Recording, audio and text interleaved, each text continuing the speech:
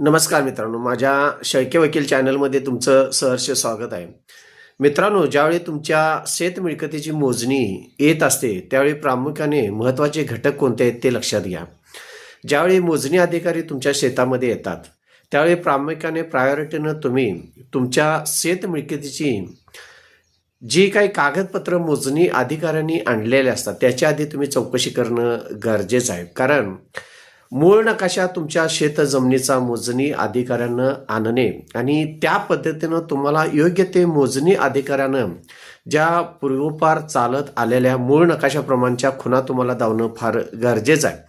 जर खुणा चुकीच्या पद्धतीनं दावल्या तर चुकीच्या पद्धतीनं मोजणी होऊ शकते. त्यामुळं शेजारच्या शेतकऱ्याशी आपला वाद होण्याची शक्यता असते. त्यामुळं महत्त्वाची गोष्ट आहे की तुमच्याकडं गाव नकाशा त्याचबरोबर तुमचा जो काही शेताचा नकाशा हा तुमच्याकडे पण असणं गरजेचं आहे. त्याचबरोबर जे काही मोजणी अधिकाऱ्याला असतात त्यांच्याकडे मूळ नकाशा आहे याची आधी चौकशी करा.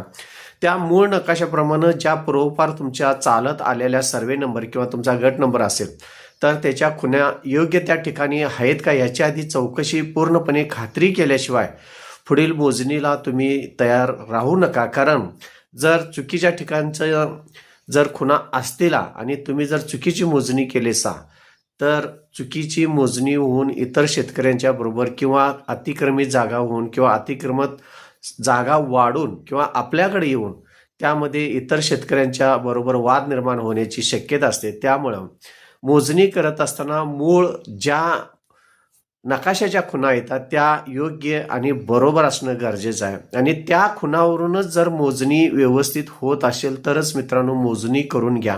अन्यथा खुणा चुकीचा दावल्यास तुमची मोजणी चुकीची होण्याची शक्यता असते आणि त्यामुळं भविष्यामध्ये कोर्ट कचेऱ्या पायऱ्या चढणं होऊ शकतं. ते थांबण्यासाठी आधी मोजणी अधिकारी आल्यानंतर त्यांच्याकडून ज्या मूळ नकाशाच्या खुणा आहेत मग ते तुमचा सर्वे नंबर असेल गट नंबर असेल तर त्याआधी खात्रीपूर्ण झाल्याशिवाय मोजणी करून घेऊ नका.